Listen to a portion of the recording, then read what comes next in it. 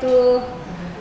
Perkenalkan, saya Eliana, salah satu dosen Sekolah Tinggi Ilmu Ekonomi Sabang, Banda Aceh. Saya dosen akuntansi di STS Banda Aceh.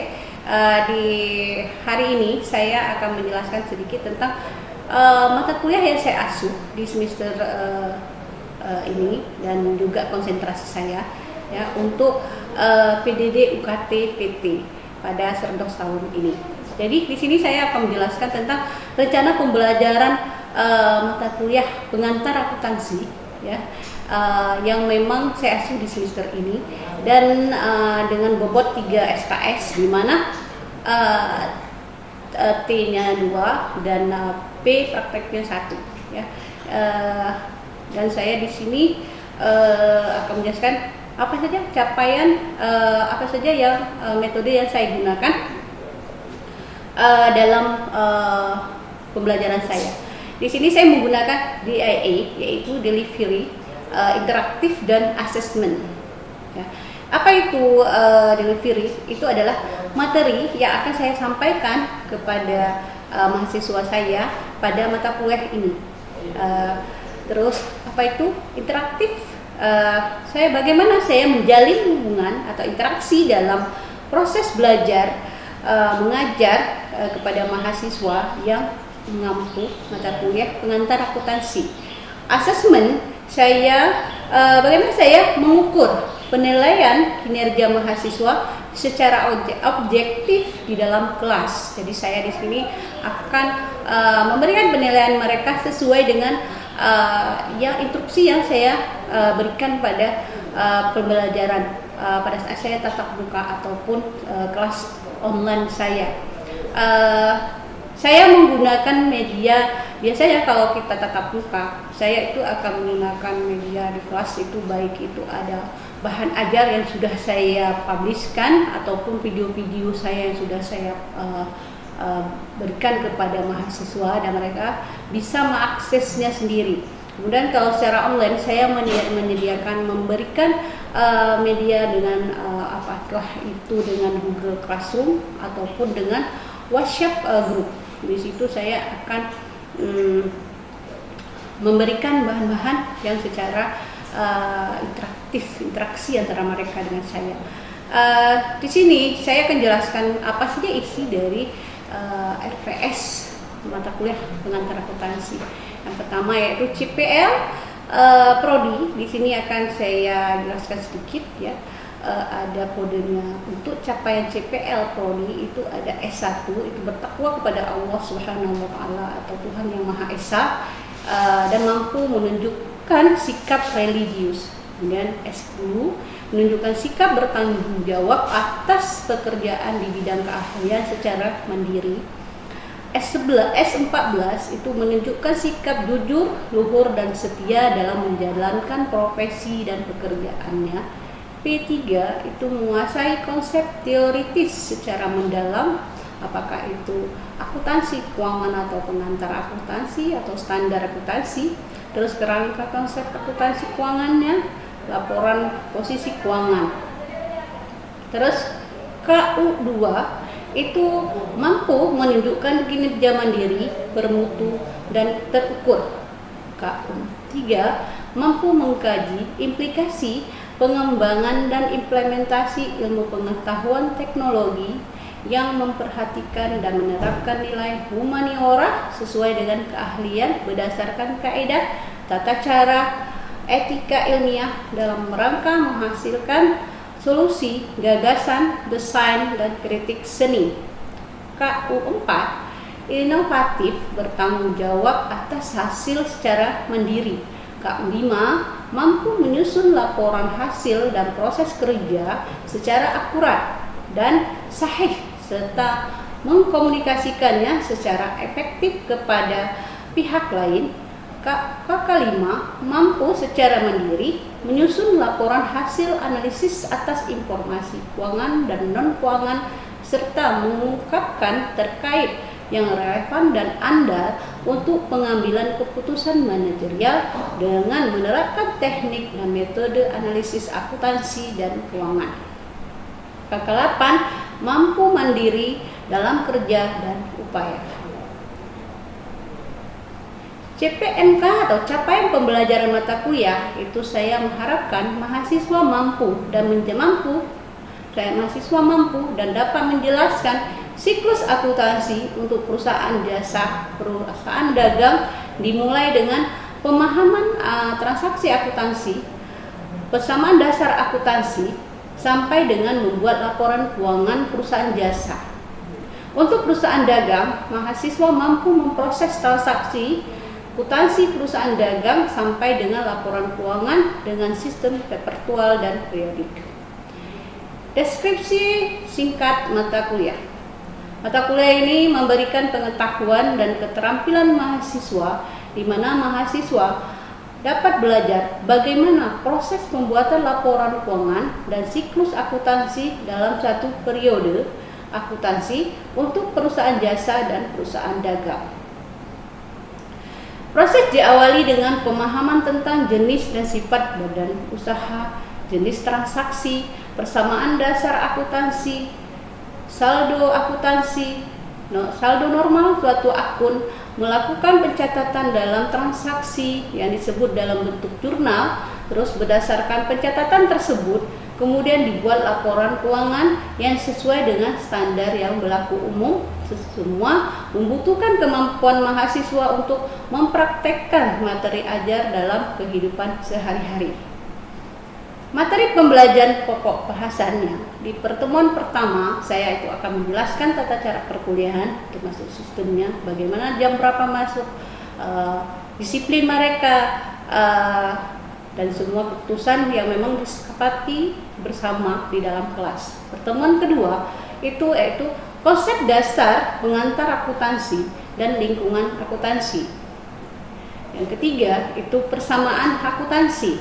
Yang keempat, pertemuan keempat adalah akun dan manfaatnya. Pertemuan kelima yaitu jurnal. Pertemuan keenam, siklus akuntansi perusahaan jasa. Pertemuan ketujuh, siklus akuntansi perusahaan jasa lanjutan. Ya. Di pertemuan ke-8, ujian tengah semester. Pertemuan ke-9, siklus akuntansi perusahaan dagang. Pertemuan ke-10, lanjutan siklus akuntansi perusahaan dagang. Pertemuan ke-11, jurnal khusus.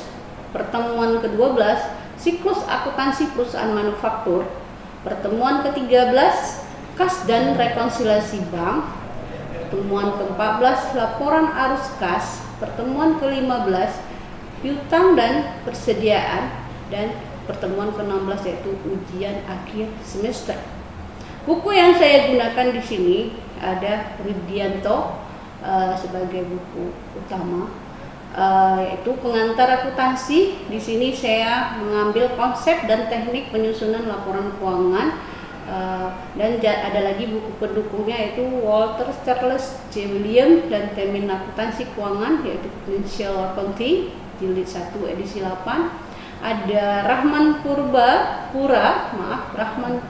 itu pengantar akuntansi 1 itu pendekatan siklus akuntansi. Terus saya menggunakan juga buku Sumarso di tahun 2004. Ada buku Warren ya. Saya juga menggunakan ini accounting yaitu Indonesia Adaptation ya. Jadi itu saja yang bisa saya jelaskan, dan saya beritahu sekali lagi bahwa mata kuliah ini yaitu mata kuliah wajib diambil oleh setiap mahasiswa tengah akuntansi di Sekolah Tinggi Ilmu Ekonomi Sabah. Demikian dari selanjutnya saya akan memberikan video saya mengajar di apakah itu di tatap muka ataupun di Zoom. Jadi selanjutnya video saya. Terima kasih.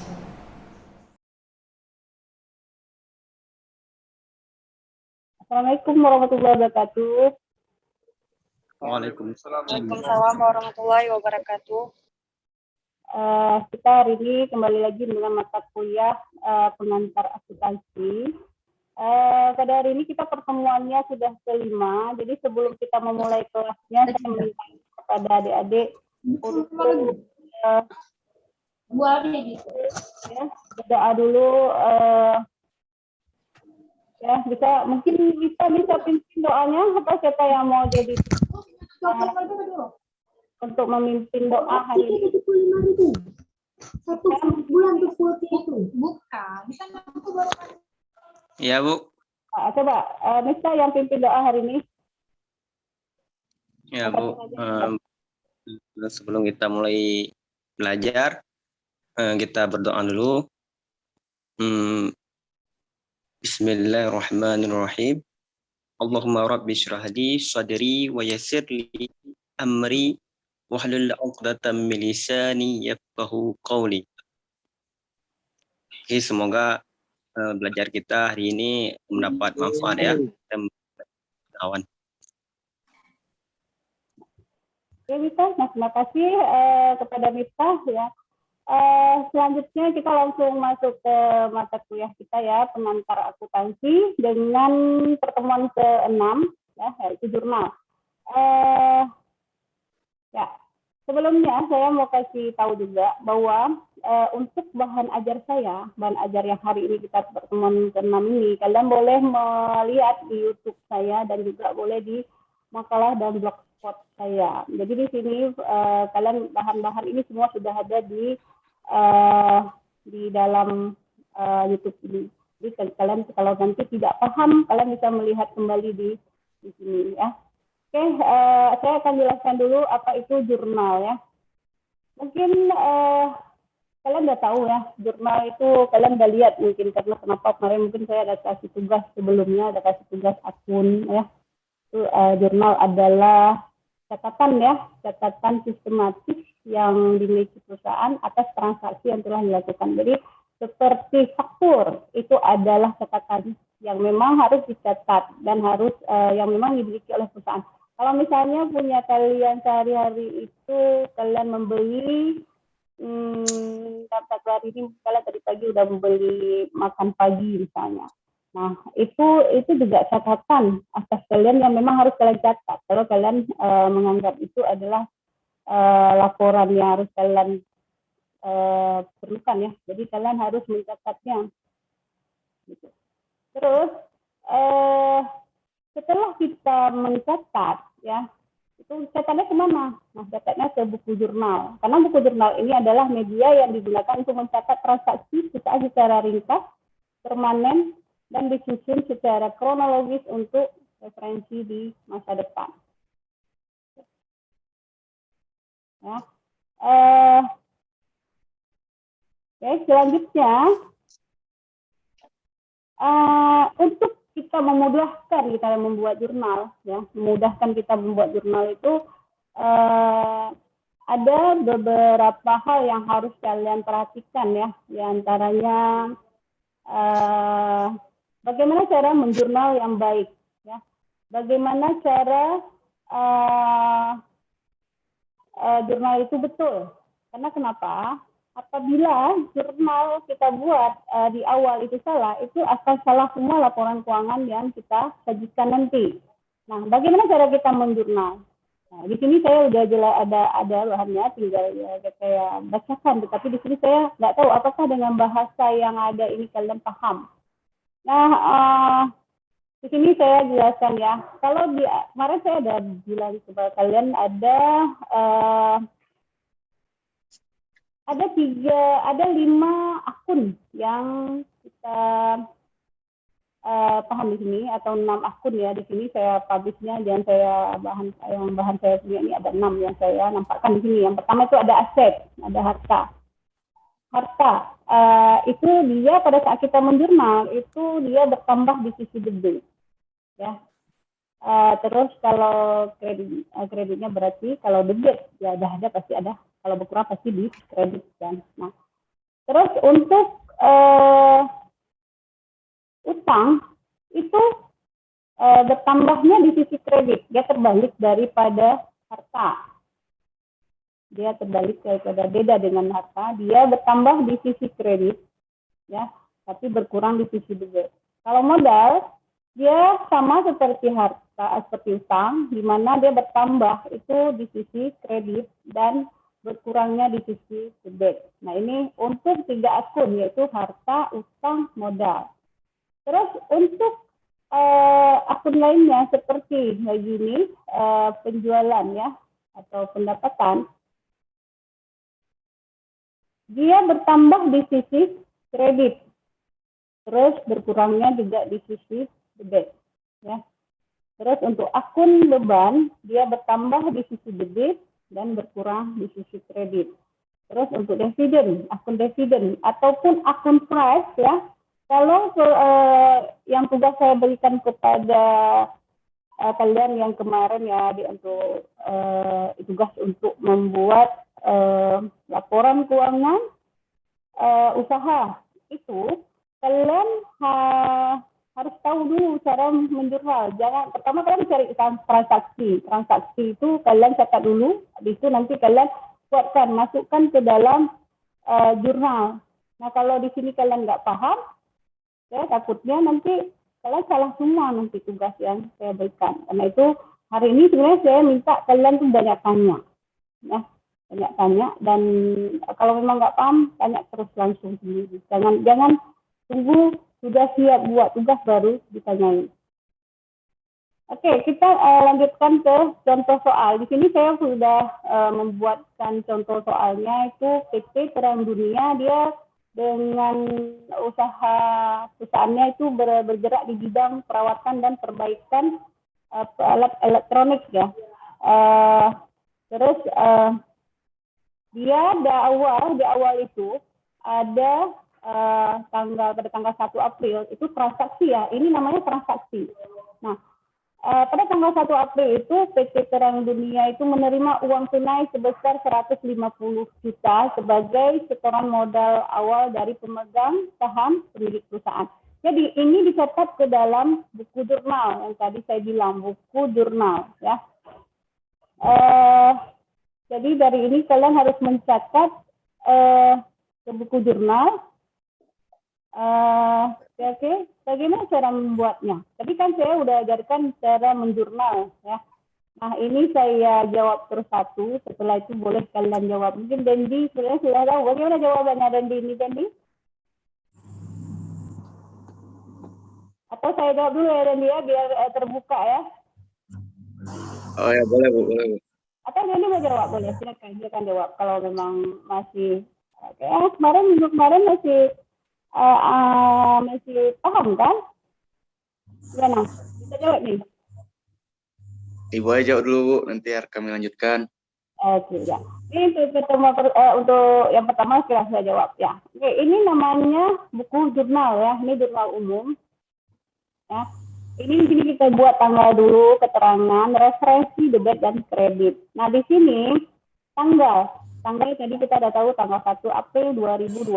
Nah, di sini kita buat keterangan. Nah, di sini kita buat kas pada modal saham. Karena kenapa? Tuan Andrian ini dia mendirikan perusahaan dan perusahaannya bernama PT Terang Dunia. Terus dia memasukkan uang sebesar 150 juta. Ya, masukkan uang 150 juta. Mungkin bisa dibuat ini yang suaranya ya di sini kas itu kita uang yang diberi yang secara tunai diterima itu disebut dengan kas ya. Nah, kas ya pada modal saham sebesar 150 juta. Tadi saya sudah jelaskan di awal bahwa bertambahnya di debit berkurang di kredit ya. Karena modal saham, pada saat dia bertambah dia di kredit. Tetapi kalau harta dia bertambah di debit. Ini kan dia setor uang bertambah di debit. Modal saham bertambah dia di kredit. Ya. Terus kita lanjut ke nomor 2. Ini di tanggal 5 April 2012, Tuan Andrian itu sebagai pemilik perusahaan menyerahkan lagi sebuah bangunan ruko beserta tanah yang masing-masing seharga 250 juta dan 200 juta sebagai setoran modal saham tambahan bagi PT Terang Dunia. Mungkin ada yang mau jawab? Coba. Jadi nggak berani jawab lagi ya? Iya, Ibu. Coba Dede jawab. Eh, perusahaan menyerahkan lagi. Dia menyerahkan bangunan rumah beserta tanah. Itu bangunan rumah dianggap apa, Dede? Aset tetap. Aset tetap. Oke, berarti harta ya? Iya, Nah, harta itu kalau bertambah dia di mana? di debit, Ibu. Debit. Oke, kita jawab ya. Oke, di sini kita langsung buatkan. Nah, di sini saya sudah buatkan buku jurnalnya, yaitu di tanggal 5 ya. Di sini salah bulannya, tanggal 5 bulan 4 itu ada bangunan, itu bangunan 250 juta, dan tanah di 200 juta pada modal saham. Ya. Debit dan kredit sama, modal saham bertambah 450 juta. Mudah ya. Kalau kita paham kemana jurnal, kalau kalian paham jurnal umum, kalian paham pedoman jurnal, saya rasa kalian akan mudah membuat bahan-bahan aplikasi yang memang menurut saya ini mudah sebenarnya ya. Cuman kalian harus paham dulu pedoman jurnal itu bagaimana. Ya. Oke, sampai saya lanjutkan dulu ke soal nomor 3 atau memang ada pertanyaan di sini? Ada belum? Nggak ada pertanyaan ya? Nggak ada. Belum ada, Ibu. Oke, pertanyaan yang selanjutnya ya, soal selanjutnya itu tanggal 6, manajemen PT Terang Dunia mulai membeli berbagai peralatan elektronik seperti komputer, printer, obeng, dan solder, dan sebagainya ya, seharga 17 juta.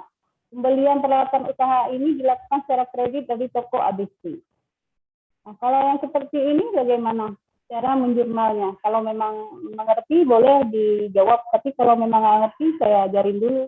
Nanti kalian akan setelah saya jawab pasti insya Allah mungkin mengerti ya. Boleh dijawab, Ibu? Boleh, silakan. Jadi itu cara menjurnalnya adalah peralatan sebesar 17 juta pada utang usaha sebesar 17 juta. Oke, kita lihat dulu jawabannya Dede ya. Apakah betul atau enggak ya? Mungkin ada yang jawab lain? Ya, karena kenapa? Di sini itu beli secara kredit, otomatis akan muncul utang. Utang bertambah di kredit. Di debit. Di kredit. Ya, kredit. Oke. Jadi tadi udah jawab udah betul, cuman saya tanya lagi ya, mungkin ada kawan-kawan mau jawab lagi ya. Oke. Jadi kalau kita membeli peralatan secara kredit itu pasti muncul utang. Utang bertambah di kredit dan peralatan bertambah di debit. Di sini tidak membeli secara kredit, secara cash, jadi tidak ada hubungan dengan cash. Ya. Nah, sampai mungkin ada satu lagi atau saya coba yang lain lagi soalnya dulu biar kalian paham atau kita pakai soal ini. Coba soal ini kalian kerjakan berapa menit ya? 2 menit bisa. Kalau memang ada yang bisa jawab boleh dijawab langsung atau memang mau kita tunggu berapa menit biar mudah menjawabnya. Gimana? Rizky udah angkat tangan, kenapa Rizky mau jawab ya?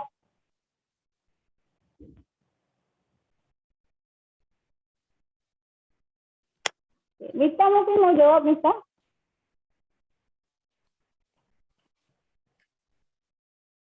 Oke, saya kasih waktu untuk kalian menjawab pertanyaan ini selama 2 menit boleh ya? 2 menit atau 3 menit atau 5 menit? 2 menit lama kali ya, satu soal. Oke, 2 menit aja ya. Kalau memang sudah ada jawaban, boleh dijawab terus. Ya, oke, Dede mungkin mau jawab. Dede. Siapa yang mau jawab? Ya, Dede hilang ya. Oke, ada yang mau jawab?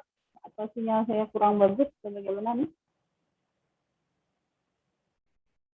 Mungkin kendala kita di sini ada secara online ini ya. Kalau di kelas biasa saya akan menyuruh kalian untuk maju ke depan ya Dede ya. Ya internet saya sangat bermasalah. Tapi nggak apa-apa sih dengan kendala kayak gini di sinilah kita tahu bahwa ada enaknya tatap muka, ada nggak enaknya tatap muka, dan ada enaknya online dan ada tidak enaknya. Ya. Boleh siapa jawab Dede ya? Boleh Bu, boleh saya jawab Bu. Izin jawab ya Bu.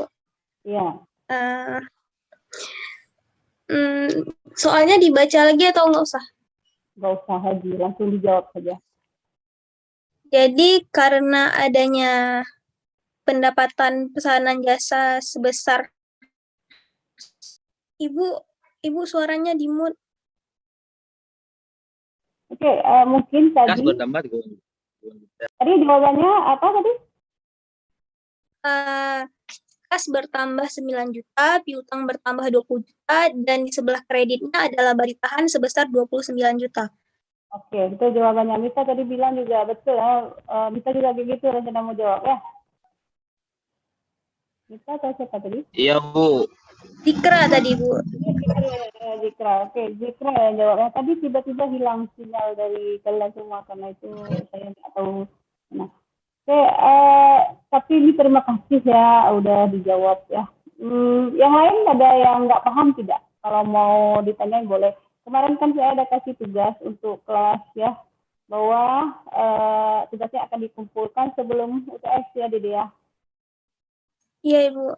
Ada kendala nggak di kalian? Kalian udah survei ke lapangan? Insya Allah tempatnya udah ada, cuman belum sempat survei. Oh, gitu. Udah survei Bu. Ya Zikra di mana ngambilnya rencana? Udah Bu. Saya Bu di Pokok Kocok Bu. Ya, dekat rumah ya berarti ya. Iya Bu, dekat rumah Bu. Oke. Jadi Ariati bagaimana?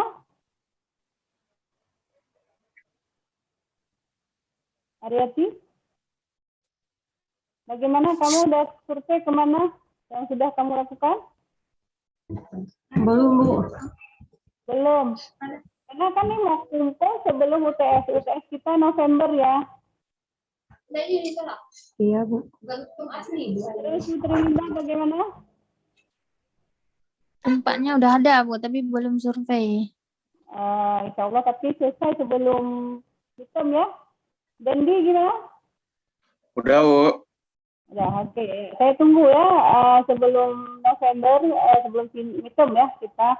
Karena itu saya mintakan kalian untuk kalau ada masalah segera untuk tanya saya. Karena kenapa bisa saja kalau dekat di rumah kalian ada di Banda Aceh, saya bisa bantu. Tetapi kalau kalian di daerah, saya paling bantunya melalui WhatsApp ya, grup kita paling ya. Karena saya nggak bisa bantu secara ini. Kalau Haryati mungkin karena dia dekat kampus tinggalnya, mungkin dia bisa saya bantu. Gitu, ya.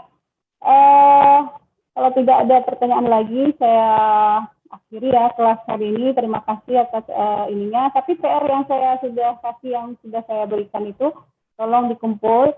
Terus nanti ada soal yang belum kita selesaikan hari ini, tolong dikerjakan. Dan ini nanti dikirim ke kelas kita, yaitu kelas PCR ya, juga Classroom ya. Untuk hari ini saya cukupkan. Terima kasih atas waktunya dan selamat bekerja dan berkarya. Semoga yang kalian berikan kepada saya nanti yang terbaik di antara semua ya. Terima kasih semua ya anak-anak saya, dan tolong absen hari ini dicatat, nanti dikirim ke grup atau ke grup boleh, ke grup ya, ke grup aja. Mista tolong ya, Dedek juga ya. Boleh. Terima kasih ya atas ininya. Ya, saya akhiri dengan wabillahi taufiq wal hidayah. Wassalamualaikum warahmatullahi wabarakatuh. Waalaikumsalam warahmatullahi wabarakatuh. Warahmatullahi wabarakatuh.